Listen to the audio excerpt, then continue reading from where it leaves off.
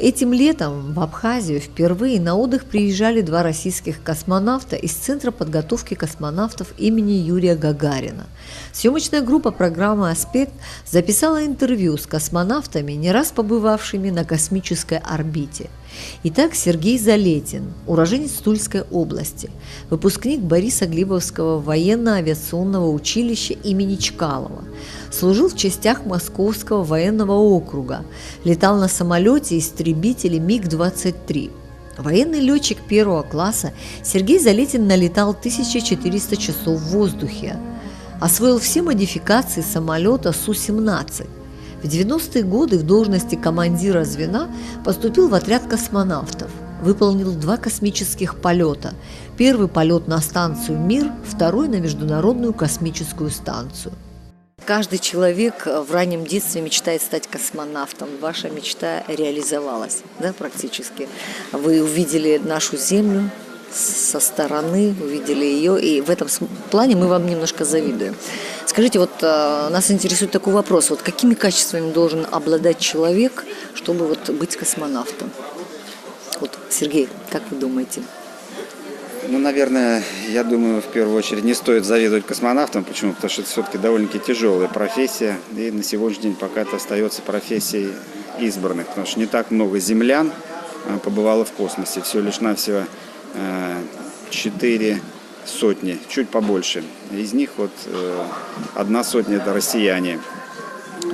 А, наверное, если так говорить в 2 словах, то наиболее конкретная черта, которая присуща, в принципе, всем космонавтам, это, конечно, выдержка и умение ждать. Ну и другой немаловажный фактор, который нас всех объединяет здесь, живущих на Земле, это то, что я считаю, что, посмотрев на нашу Землю с высоты 400-500 километров, хочу сказать, что все мы, люди, живущие на Земле, в какой-то степени космонавты, потому что мы летим на одном красивом голубом космическом корабле, название которому Земля. Юрий Гидзенко, уроженец Украины, выпускник Харьковского летного училища, служил летчиком в городе Тирасполе в Одесском военном округе. В 1987 году был отобран в отряд космонавтов.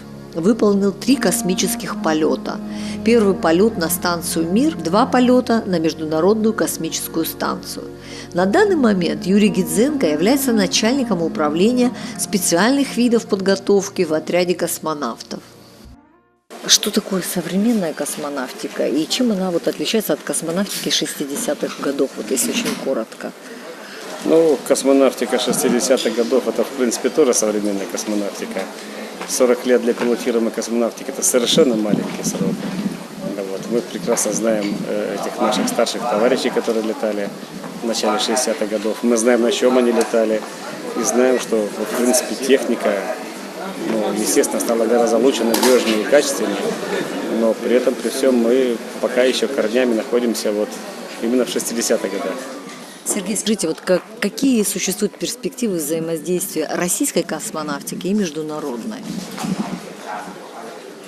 Сейчас у нас одна перспектива и цель – это полет на Международную космическую станцию. Кстати, вот через 2 недели отправится очередная экспедиция. Кстати, тоже не без новостей для нас. Пока мы здесь отдыхали с Юрой, там экипажи поменяли. Не экипажи, члены одного. Имеется внутри экипажа произошла замена. Поменяли туристов, которые должны были лететь, соответственно, осенью и весной. И вместо японца полетит американка. Там связано со здоровьем одного из космонавтов. Или то их называют туристов не космонавты, а член экспедиции или член экипажа, как более точно терминология. Участник экспедиции. Участник экспедиции.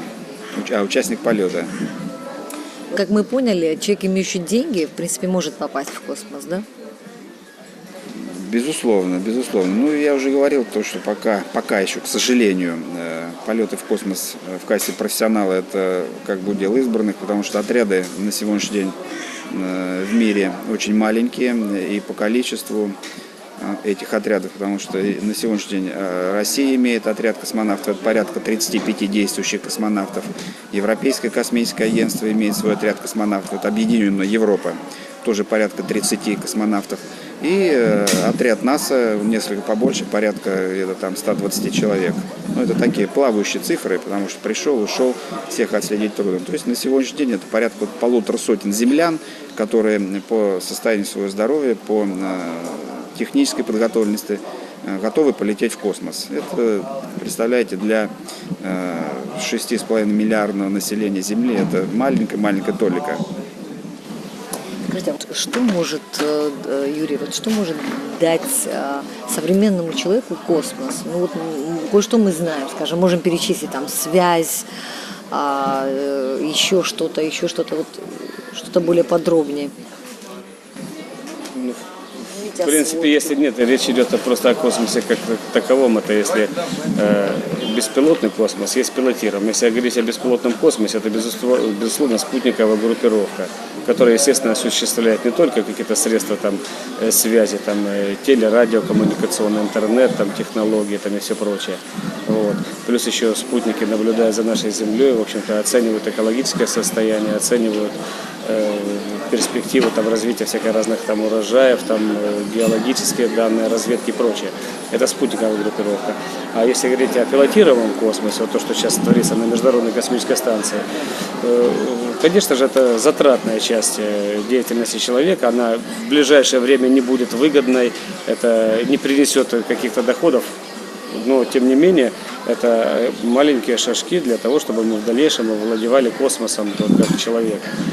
Пока это все речь идет о каких-то научных экспериментах, там, о выплавке там, кристаллов, там, о выращивании белковых структур, там, опять же, наблюдение за Землей, опять же, проведение каких-то там фундаментальных научных исследований дальнего космоса там, или каких-то структур, которые невозможно сымитировать на Земле. Это есть. И оно прямо сейчас вот нельзя будет говорить о выгоде пилотируемой космонавтики. Она, может быть, будет через 50 лет. Но, тем не менее, она есть. На сегодняшний день, если взять и, допустим, закрыть космос в целом, то мы окажемся на 2 века в прошлом. То, что вы сказали, допустим, связь телевидения, а такие современные системы, как система навигации самолетов, система навигации кораблей. На многих автомобилях, вот сейчас практически вся Европа обладает системой GPS для каждого автомобиля. То есть им не надо карта, не нужна карта, им не надо думать, когда они куда-то отправляются. Они просто-напросто нажимают кнопку конечность своего маршрута, и уже система автоматически считывает данные со спутника, где находится машина и куда надо ехать. То есть это очень здорово помогает. Я уже не говорю, допустим, мы часто пользуемся, не часто, а все практически сейчас на Земле пользуются мобильными телефонами. Да, мобильный телефон – это одно. Но если ты находишься где-то в горах, где-то в тайге, где-то далеко от трассы, где стоят вот эти ретрансляторы, то там можно связаться с большой Землей только одним способом – это через спутник. Я уже не говорю, допустим, военные задачи, я уже не говорю метеорологические задачи, потому что любая страна, которая обладает ядерным оружием, соответственно, она должна обладать своими ушами и глазами. А уши и глаза – это космос, потому что всегда можно увидеть, когда происходят запуски баллистических ракет, и вовремя передать, потому что это подлетное время, это 15 минут, и вот за эти 15 минут ты должен уже знать, потому что когда уже ракета к тебе вроде прилетит, уже будет поздно что-либо делать. Это вот буквально так бегло. Ну и, конечно, вот Юра разделил, пилотируем, не пилотируем космос, но пилотируем космос, он, как вот говорил один в свое время из главных конструкторов энергии, это движущий локомотив всей космонавтики в целом, потому что на пилотируемых станциях происходят эксперименты, на основе которых потом модернизируется космическая техника, и пилотируемая, и непилотируемая в том числе. Поэтому тот, кто владеет космосом, он владеет Землей. Потому что без космоса мы превратимся в третьесортные страны просто-напросто. Не случайно, вот посмотрите, Япония, такие страны, которые до недавнего времени космосом не занимались практически, Канада, Франция, Германия, они все или через Международную космическую станцию, или через свои спутники, через свои базы, откуда можно стартовать, идут к мировому сотрудничеству для того, чтобы более интенсивно продвигаться в освоении космоса. Другие страны, такие как Китай, потому что это большая страна с большими людскими ресурсами, с большими материальными ресурсами, она захотела идти индивидуально. Ну что ж, картой в руки. В какой степени они, конечно, изобретают велосипед, но тем не менее своя такая обособленность, может быть, для них это и лучше. Но я считаю, что космос очень многогранен. финансовом плане довольно-таки затратен, если по глобальному его осваивать. И поэтому лучше это сделать, конечно, всем мировым сообществом сообща. Скажите, пожалуйста, а вот для такой аграрной курортной республики, как Абхазия, что может дать космос? В принципе, все, что вы перечислили, да? Вот Юра сказал, наблюдение за землей. Речь идет, предположим, о каких-либо экологических проблемах, которые вполне могут быть. Вот. Море здесь достаточно чистое, да, но при этом вполне могут возникнуть какие-нибудь там экологические моменты там, техногенного характера или антропогенного, там, или, может быть, природного. Вот, когда могут быть какие-то там выбросы в то же море, там, я уж не говорю о каких, не дай бог, там, землетрясениях там, или каких-то катаклизмах. Это все, в принципе, из космоса все отслеживается, и все это видно, и все это, в принципе, можно предсказать по первичным, вторичным факторам наблюдения. Вот. Это как бы то, что то, что прямо сейчас вот можно брать, и это все дело, можно оценить уровень загрязненности там, Сухумского залива и Сухумской бухты. Можно оценить уровень там, чистоты или загрязненности в районе Гагры или Гудаута. Это вполне делается. Если речь идет там, о каких-то рыболовецких делах, то, естественно, можно, здесь, конечно, объемы, может быть, не такие, как в Мировом океане, но тем не менее, там, какие-то там косяки рыбы там и прочее. То есть масса таких вот. Ну да, а если брать большую серьезную науку, то можно, проводя какой-то период наблюдения в течение какого-либо периода, там можно оценить, там, предположим, изменения там, климата, там можно оценить количество снега или льда там, в горах, там, с возможными там, лавиноопасными там, участками и так далее, и так далее. Была бы задача, а в космосе, из космоса можно все что угодно решить.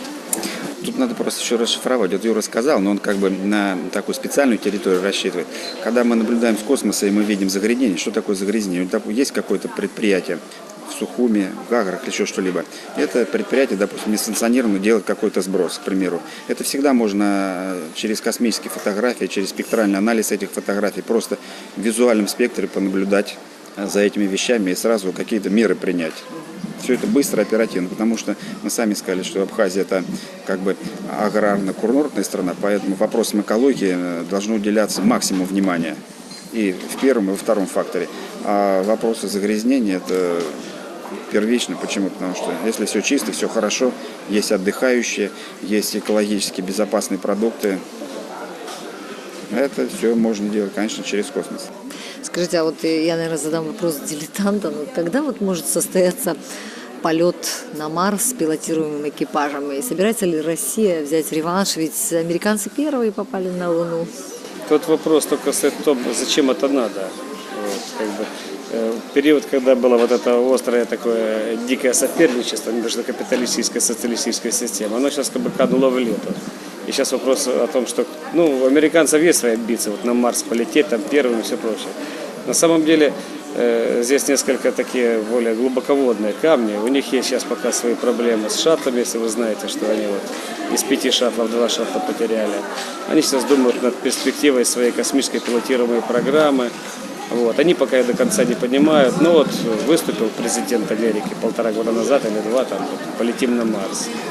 Вопрос, для чего надо лететь вот на Марс, вот именно человеку. Вот пока несколько он, так сказать, остается открытым. Это раз, а потом при нынешнем состоянии нашей техники и как бы при нынешнем состоянии безопасности и вероятностной характеристики в плане вот, достижения Марса, там, возвращения обратно, где-то половина аппаратов беспилотных, которые на Марс летели, из всех, они не долетели до Марса. Или без ответа, там, без передачи сигнала, без того, что их это... Задачи очень сложные технически, очень сложные. Там, одно дело, мы вокруг Земли летаем на 400 километрах и можем в любое время, не дай бог, разгерметизация, пожар, вернуться на Землю, до человека. Вот. И другое дело, полететь напрямую непонятно куда, вот, как по-английски one-way ticket. Если тебя разгонят до 12 километров в секунду, обратно ты уже на Землю не попадешь, то есть ты будешь лететь все равно туда. Это совершенно другой уровень должен быть в надежности самих систем, там, в обеспечении там, жизнедеятельности, там, продуктов. Там. Я уж не говорю про то, что вот, жесткое космическое излучение, от него пока еще трудно как вот укрыться. Мы-то летаем на 400 километрах под магнитными поясами Земли. Они нас спасают от жесткого космического излучения, там, микроволнового. Когда мы полетим на Марс, как это вот все это будет делаться, пока это очень трудно сказать. Но стремление все-таки есть. Должно быть, безусловно. Безусловно, как сказал у нас наш родоначальник космической отрасли Циолковский, мы дети Земли, наша Земля колыбель, но все равно когда-нибудь человечество встанет и, значит, из этой колыбели куда-нибудь улетит. Поэтому настроение должно быть. Свежий взгляд на нашу республику. Немного критический, немного эмоциональный, любой какой. Какой вы увидели Абхазию вот в нынешний свой приезд? Юра первый раз приехал, я сюда приехал уже фактически третий раз. Потому что первый раз я здесь был давно, 21 год назад. Я отдыхал в Сочи и приезжал на жемчужину Кавказа, на озеро Рица. Заехали мы в Гагры, там остановились, пообедали, дальше поехали. На тот момент времени более чистого, более населенного отдыхающими места я практически не видел. Во всяком случае, в Советском Союзе на тот момент времени. И сама местность вокруг озера Рица тоже меня, конечно, удивила. Наиболее интересные, красивые места. Я бы хотел сказать, что любой человек, который приезжает на Кавказ, конечно, должен обязательно приехать на озеро Рица сюда, в Абхазию, посмотреть. По истечении 21 года, когда я сюда приехал, была война, прошло слишком много событий. Конечно же, бросаются в глаза, в первую очередь, пустые дома, неухоженные дороги. Но на то есть и субъективные, объективные причины на сегодняшний день. Но вот в том-то и заключается в какой-то степени наш приезд с Юрой сюда, то, что мы не побоялись каких-то определенных трудностей, то, что своим приездом мы показываем, что здесь нормально можно отдыхать, не боясь вот этой политической накрученности событий вокруг Кадорского ущелья. Если сюда будет на сегодняшний день как можно больше ездить отдыхающих, и хотя бы в Сухуми будет на сегодняшний день не 2 действующих санатория, таких как РВСН и МВО, а пускай их будет 10-15, то экономика Абхазии, а я имею в виду туристический бизнес, он пойдет в гору и, конечно, будет подтягивать в целом всю страну за собой. Потому что мы уже говорили, что это как бы градообразующая отрасль для Абхазии. Но, что самое главное, понимаете, тут если сравнивать, допустим, даже Абхазию и Россию, казалось бы, 2 страны, одна огромная, другая маленькая. Но в России, что такое Черноморское побережье Кавказа, которому принадлежит России, это также 200 километров, Абхазия 220, то есть это вполне соизмеримые какие-то размеры. Но инфраструктура для того, чтобы строить отели, здесь гораздо более благоприятна, потому что есть земля от гор до моря, здесь кучу можно построить отелей. Если сюда вкладывать деньги, то фактически вся Россия может здесь разместиться, я имею в виду для отдыхающих, а не ютиться все в Сочи и вокруг Сочи на пятачке там 10-15 километров. И само море, я считаю, что здесь оно на сегодняшний день с экологической точки зрения на порядок лучше. Я вот сюда приехал, еще даже не успел уехать, а супруга мне задает вопрос: давай на следующий год опять сюда приедем. Я говорю, мы еще сейчас не уехали. Это уже, в принципе, говорит о многом. Потому что, честно говоря, вот в идеологическом плане в вопросах отдыха я даю прерогативу, потому что в какой-то степени обижаю ее невниманием там в Москве, потому что занимаешься своими вопросами больше. А в плане отдыха вот ей предоставляется как бы перспектива избрать место, куда мы поедем отдыхать. Она вот в этом году сказала, давай поедем сюда. Конечно же, как раз вот перед отъездом, когда мы взяли путевки, вот эти все события пошли с Кадорского ущелья, у меня есть целый ряд знакомых, вот среди них Мира Парзима, который сказал, ребята, ничего там, все нормально, езжайте, отдыхайте, нет никаких проблем. Вот сюда мы приехали, уже 3-ю неделю отдыхаем и считаем, что мы правильно приняли решение, что сюда поехали. И вот этих скептиков, которые на сегодняшний день еще немало, и там среди наших знакомых в Москве, мы это однозначно переубедим, что сюда стоит ехать отдыхать. Все ясно. Юрий, ваше первое впечатление от Абхазии какое? Во-первых, безусловно, самое благоприятное, когда вот мы приехали в санаторий, разместились, но куда сразу надо идти? Естественно, на море, естественно, на пляж, посмотреть, что там такое. И, в общем-то, да, мне приходилось бывать и в Адлере, попробовать. это уже 2-3 вопрос. Мне приходилось и в Адлере, и в Сочи бывать, и в Севастополе, и на севере у нас в Калининграде, вот в Светлогорске, да. Вот. Безусловно, хорошие места, красивые, но море меня просто поразило. Оно на тот момент и сейчас тоже абсолютно гладкое, как стекло, теплое, чистое. Думаю, вот это да, вот это красота. Вот. И потом буквально же через некоторое время, там несколько часов прошло, мы разместились, там пошли немножко в кафе поужинать, встретились с местными ребятами, которые здесь нас очень хорошо приняли, в общем, мы за столом посидели, там немного шашлыков поели, и вина попили абхазского. Это уже говорит как бы о таких дружеских отношениях, достаточно сердечных. Мы, в общем-то, люди для них, мы их первый раз видим, через знакомых, естественно, как это все. И это абхазское, кавказское гостеприимство, свой такой какой-то колорит такой местный. Это, безусловно, я уж не говорю о климате, о погоде, очень тепло, приятно, комфортно. Гулять можно везде. Это, безусловно, большие плюсы. Конечно, война, наверное, дала свои отрицательные эти моменты. Эти пустые дома, полуразрушенные, они, конечно же, не украшают. Но, опять же, это вопрос времени. Это вопрос времени и денег.